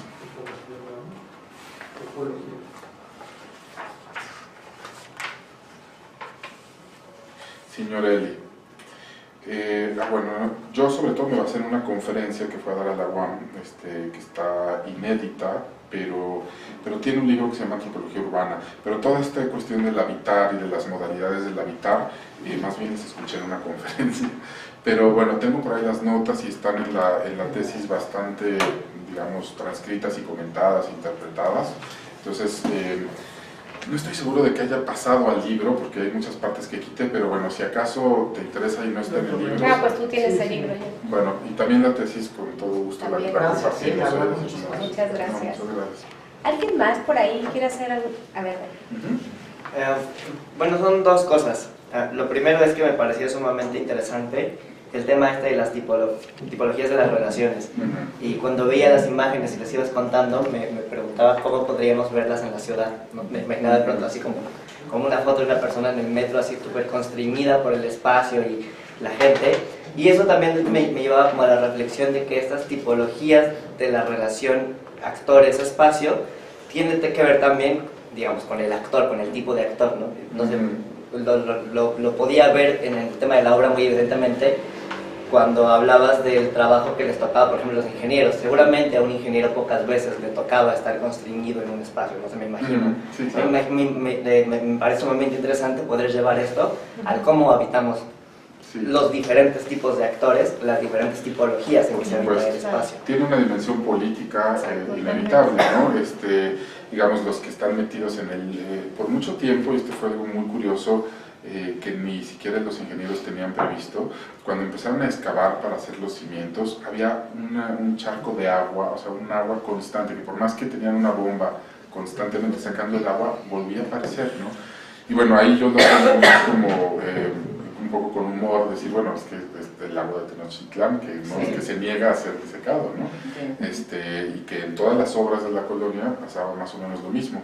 Pero bueno, los que estaban metidos ahí eran los peones, los chalanes, con reumas, con hongos en los pies, o sea, que me platicaban y yo veía, por más que se ponían botas y todo, el frío del agua fría y estar metidos 8 horas en esos charcos, ¿no? en el lago. Pues bueno, no le tocaba obviamente ni al arquitecto, ni al ingeniero, ni a los fierreros, ni a los carpinteros, y así, sino a las escalas más bajas. Entonces sí, también los que más padecen la constricción del espacio son pues, las clases más jodidas, ¿no? Y las más bajas. Y lo puedes ver en términos del tipo de viviendas, las viviendas informales en la periferia, sin instalación de agua, sin luz y todo eso, pues le toca a los... Y la gente que vive incluso en términos de movilidad, ¿no? El viajar 2 horas desde el Estado de México para tu trabajo, o pues tomar como el helicóptero de Uber para ir a trabajar, ¿no? Como Carlos Slim. Entonces sí, por supuesto, hay una dimensión política y depende de quién seas. O sea, dime quién es, ¿cómo es? Dime con quién andas, dime quién eres y te diré cómo habitas también. Sí. La otra que tenía era un poco, como comentabas, este periodo, tú decías entre 2005 y 2009, como de un desarrollo de departamentos, ¿no? Un desarrollo producto inmobiliario, y hablabas ya de una lógica mercantil, y la contrastabas un poco como ahora más con los cambios de uso de suelo. ¿Tú cuál crees que sea como la principal diferencia entre ese tipo de lógica mercantil y la lógica mercantil que impera actualmente en la Roma? Bueno, la verdad es que le he seguido un poco la pista a los cambios de la colonia Roma. Ahora, terminando esta investigación en 2009, de hecho un año antes de cerrar la tesis, me regresé a vivir a Tlalpan, donde crecí, ¿no? En el sur. Viví 5 años en la Roma y durante ese periodo es que desarrollé esta investigación, pero muy pronto terminé y me fui. Y bueno, ahora cada vez que vengo me sorprende y veo, hay un nuevo restaurante. Antes era edificios, ¿no? Antes veía un nuevo edificio de departamentos y aquí otro, pero ahora lo que veo son restaurantes y como también un cambio en los giros, ¿no? Entonces, bueno, no sé si ahora ha habido como un desarrollo constructivo, pero sí hay una transformación de otro tipo. Pero la verdad es que tampoco he estudiado mucho los efectos o las causas y consecuencias de esta nueva faceta que ya empezaba en aquel entonces. O sea, ya, digamos, estaba, pues sí había ya como lugares de moda, había algunos antros y cosas así, pero para nada lo que hay ahora, ¿no? Entonces, a mí, yo tengo la sensación, pero te lo digo muy humildemente y desde un lugar poco informado, que ha habido como un nuevo tipo de transformación urbana últimamente, que no pasa tanto por la construcción y reconstrucción o demolición y construcción, sino más bien por el cambio de usos de suelos, ¿no? Interesante eso. ¿Por ahí alguien, Daniela? Yo, sí. Bueno, decías que venían de las zonas conurbadas, del Estado de México, ¿de qué partes? Y otra cosa, ¿no? Creo que en las imágenes que nos pasaste se veía muy bien como todas las características físicas y vas asimilando un poco como el perfil de las personas que ves, ¿no? Y por algo vas, o sea, cuando vas en el metro, así lo pienso, pues empiezas a ver las manos de trabajo y asimilas, ¿no? Es seguro esta persona está en la obra, y en las imágenes se veía muy claro cómo todo eso, y ahora que decías también lo del agua, que se lavaban, así, empiezas a ver por qué se desarrollan tales enfermedades, ¿no? O sea, o cuáles son las enfermedades a las que son más propensas quienes trabajan en la obra. Y cuestiones que ya no se los comenté, pero también tengo como muy documentado cuestiones de como de inseguridad social.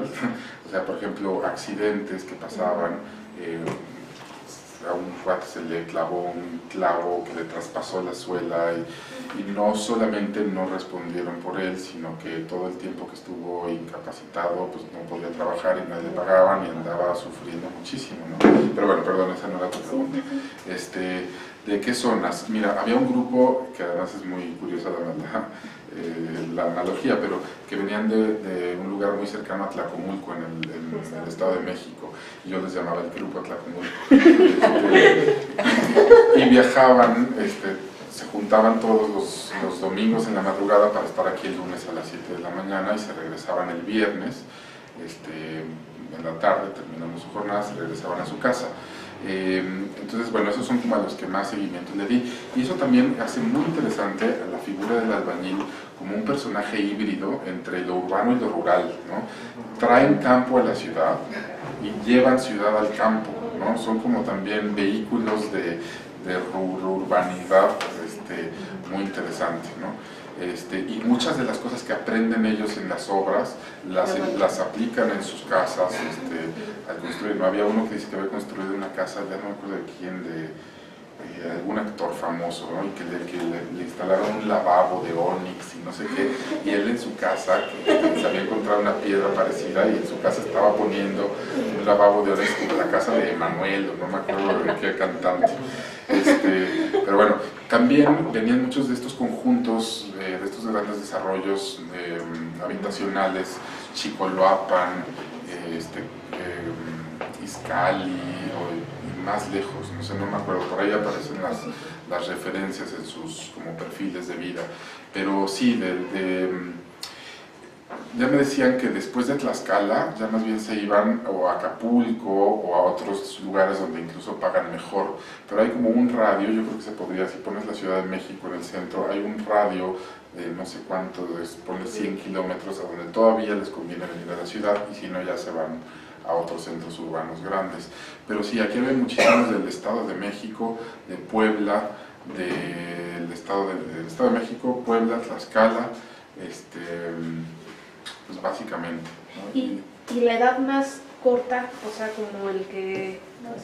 Había niños de 12 años, por ejemplo, no contratados oficialmente, pero pues que les entraban en la raya y les daban un sueldo mucho más bajo que al peón, más peón, pero iban aprendiendo y ellos querían, y curiosamente yo tampoco lo veía como una explotación o tampoco me parecía alarmante, ¿no? Son parte de la economía familiar y algo tienen que aportar, y además es un trabajo donde aprendes solamente en la práctica, ¿no? No hay escuelas de albañiles, ¿no? Entonces trabajando, echando a perder se aprende. Y es un modo de vida de generación, ¿no? Claro. De generación en generación.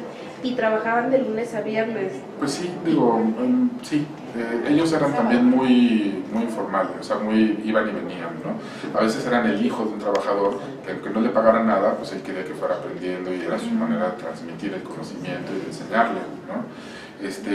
Pero luego, o sea, el principal sector era como digamos, de 17, 18 a 25, 26 años, la gran mayoría. Y ya después, pues ya van como ascendiendo, ya son maestro fierrero, maestro carpintero, según la experiencia, la edad y su dominio de las herramientas, ¿no? Gracias. Pero sí, venían de muchos lados distintos. Solo había también un grupo de chavos con los que me llevé muy bien, que vivían en la colonia Roma, en un edificio que fue tomado después del 85, del terremoto del 85. Creo que pues como que se demolió, se cayó y se demolió después un edificio donde ellos vivían, y creo que López Obrador les había como asignado un edificio y ahí vivían como en vecindad, y que luego se incendió, me enteré, así va toda una historia, pero ellos eran los únicos que vivían cerquita de su trabajo y que eran como vecinos de su lugar de trabajo. Todos los demás viajaban 2 horas, 2 horas y media para llegar acá. ¿Alguien más quiere...? Sí. ¿Solo cuánto tiempo estuviste haciendo trabajo de campo? Como 3 años. Como 2, así, de todos los días, tomándomelo súper en serio, parándome tempranito, llegando a la hora que ellos empezaban a trabajar y yéndome hasta que terminaban, ¿no? Como vivía muy cerca, ese fue, la verdad, sinceramente aquí entre nos, mi criterio fundamental para escoger esa obra y eso es que me quedaba a una cuadra de mi casa. Entonces dije, bueno, voy a poder seguir todo el proceso constructivo de pe a pa, ¿no? Entonces sí hubo como 2 años que me lo tomé muy en serio y estaba ahí todos los días. Y después ya cuando consideré que estaba cerrado mi proceso, mi ciclo de investigación, pues igual seguía yendo y paseando y todo, pero ya habían terminado el edificio y ya hubo un día que ya no me dejaban entrar porque ya estaba el poli, ya empezaron a habitar los departamentos y ya, pues, ya no pude entrar. Creo que a mí, ¿vas a hacer un comentario? Sí. Respecto a la primera pregunta de los espacios virtuales, me viene a la mente Google Earth, donde pues puedes andar por las calles y últimamente, bueno, en la última actualización, pues puedes ponerlo con tus lentes de realidad virtual. Sí, la cosa es que Google Earth tiene muchos errores.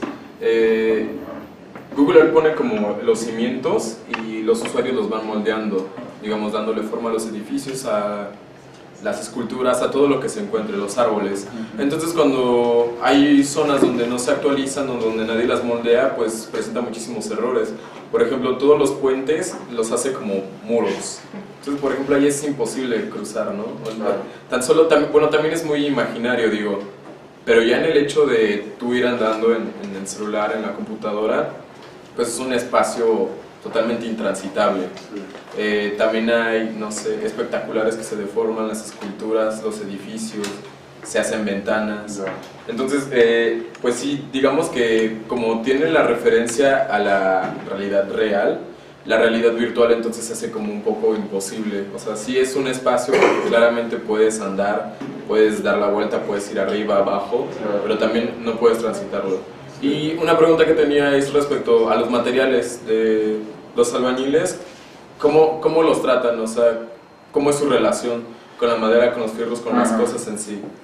Bueno, primero, con respecto a tu primer comentario, también me acordé de un videojuego muy famoso, muy popular entre los niños que se llama Minecraft, donde van construyendo, ¿no? Entonces ahí también es una relación con el espacio de hacer lo que quieres, pero no, tampoco puede ser lo que sea, ¿no? Luego también, ya pasó de moda, pero estaba Second Life, ¿no? Que también era como que tú ibas construyendo vínculos y relaciones y todo eso. Entonces sí, ahí creo que da para mucho, ¿no? Pensar en el espacio virtual, el espacio físico. Con los materiales es muy curioso, yo de pronto sentía hasta como un cierto resabios de animismo.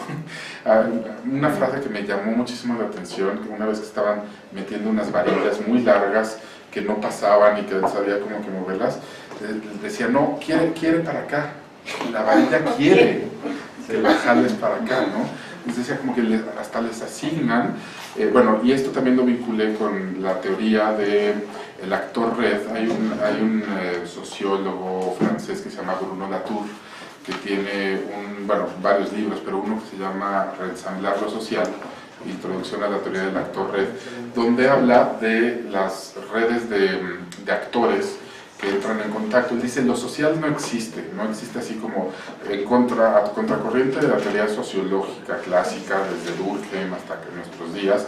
Se ha pensado en lo social, hablamos de vínculos sociales, no sé, como que ponemos lo social como adjetivo, como si hubiera una materia, un éter ahí que nos mantiene unidos, ¿no? Son vínculos sociales que, aunque no queramos, somos parte de la sociedad. Y él dice, no, en realidad no existe una dimensión de lo social, sino que lo social es lo que hacemos cuando nos juntamos y que desaparece cuando nos separamos, ¿no? Lo social se hace y se deshace. Y otra cosa que él dice es, no existen comunidades o grupos fijos, sino que existen vínculos momentáneos que tienen caducidad y que si no los procuramos se desaparecen, ¿no?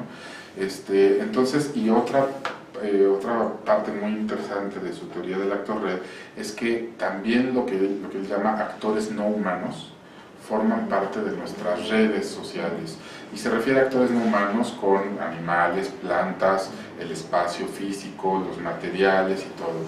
Entonces les asigna un valor que nos permiten o nos obstaculizan hacer cosas, ¿no? Entonces yo justamente utilicé mucho la teoría del actor red para analizar las redes sociales o las redes de actores humanos y no humanos en la obra, ¿no? Cómo las herramientas te permiten o no te permiten, o los materiales, de pronto hay materiales que dan de sí, o cuando compran materiales viejos, o cómo reusan materiales o resignifican cosas, ¿no? Una cosa, algo que era, no sé, una puerta, pues no sirvió, pues la usan como puente, ¿no? Entonces, eso, ¿no? Como también el ingenio popular, cómo construían de pronto estructuras, llegaba la olla con la mezcla y en 10 minutos llegó más temprano, se improvisaban una como alberquita así para recibir la mezcla y a partir de ahí ya la iban llevando a todo. Entonces hay un chorro de ejemplos de cómo utilizaban cosas que tenían una finalidad originalmente pero que las reusaban para hacer otras cosas, ¿no? Entonces el vínculo con los materiales, la destreza para usarlos, todo eso también es muy, muy, muy interesante. Y te digo, y en los casos más extremos como les asignan hasta como vida propia, ¿no? Así de, no, ¿para dónde quiere? No, pues quiere para acá, ¿no? Pues, que no ¿qué quiere. quiere la varilla? Pues muchísimas gracias, nos podríamos quedar porque de verdad es muy interesante. Sí. Buenas tardes ante todo. Diga, la conferencia es exclusiva de la Colonia Roma. Sí, bueno, la investigación se desarrolló en la Colonia Roma. Platiqué algunos antecedentes antes de empezar a trabajar aquí. Registré la demolición de una casa en otra colonia, en Chimalistac, y trabajé un poquito en el segundo piso del periférico en la construcción. Pero eso nada más como antecedentes de esta investigación que sí se desarrolló aquí. Bueno, el albañil tiene la creencia que entre más tortillas coma, más fuerza adquiere. Entonces yo les preguntaba, ¿por qué te comes un huevo con 3 tortillas? Hay quienes compran tacos de canasta y cada 2 tortillas meten un taco. Entonces les digo, ¿para qué es? Para cargar fuerte, para estar macizo. Los rangos entre los albañiles, no sé si les explicó de la cuchara, media cuchara. Esa ceremonia se hace en una pulquería. Ahí le entregan su media cuchara. Ella es media cuchara. Ella puede jalar 5 chalanes y cobrar una lana extra, ¿no? Media cuchara. Los símbolos. En 1913, Ricardo III de Francia tenía quienes hacían los castillos. Para no revelar los secretos, crece la secta masónica con todos los signos albañiles. Todos los signos albañiles, véanlos, y son los instrumentos de... Todas son sectas masónicas, como la de Carlos, su simbología es por todos los aparatos del albañil.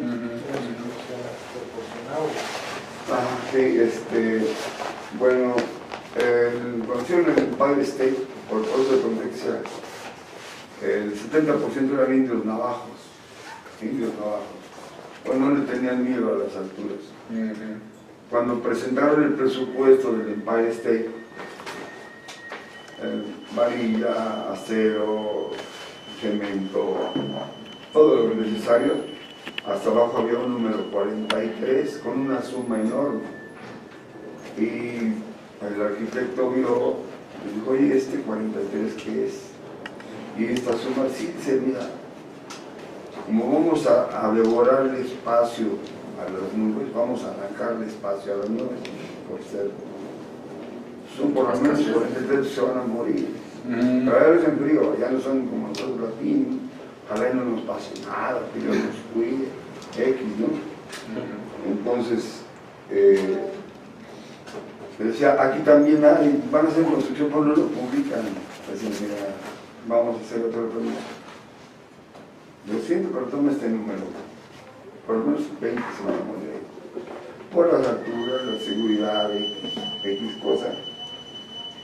Y en sí, los secretos de la Edad Media no los revelaban.